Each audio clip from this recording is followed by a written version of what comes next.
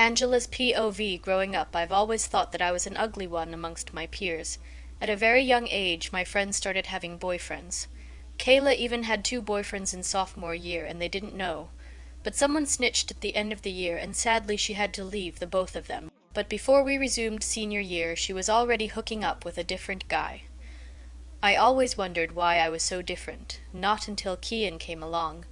Most times over the years I never really cared about getting a boyfriend because I was deeply in love with Kian. Kian had been dating Chelsea, a very rude and pompous cheerleader, since freshman year. They were the perfect couple, but I still loved him though. They broke up at the end of sophomore year, and when we resumed senior year, I got to know that Kian was in fact in love with me too. It is like a dream come true, right? Yes, we started dating. God, I love him so much. What is even crazier was that he loved me more than I loved him. Once we graduated, we practically had our future planned in front of us. I was 17 and so young. We made all the plans and even went to the same university.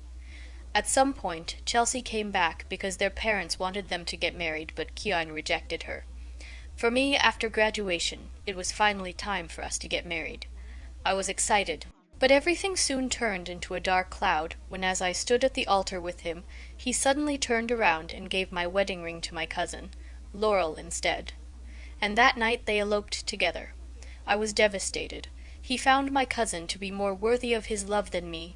I nearly ran mad that night, as pain dealt with me in ways most imaginable. The one thing I had looked forward to all my life was shattered, and the man I thought loved me as I loved him chose my cousin over me. Brian Rocha, the company's new manager, steps onto the aisle with a ring to my face, as he says, "Angela, I have always loved you since the day I set eyes on you. Please would you allow me to marry you?" I felt ashamed altogether. This was too humiliating. Brian was a good-looking and sophisticated-looking man, but right now I am hurting. So I respectfully declined and left the altar, that day marking the worst day of my life. But Brian never stopped. He kept chasing me and even showed up on my birthday bearing gifts.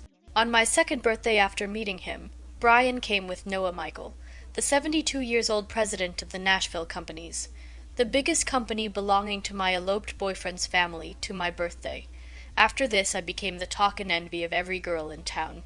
Those who didn't know me were curious, wanting to see who I was to make Brian honor me like that. After 4 years of pursuing and courting me, I finally gave in and married him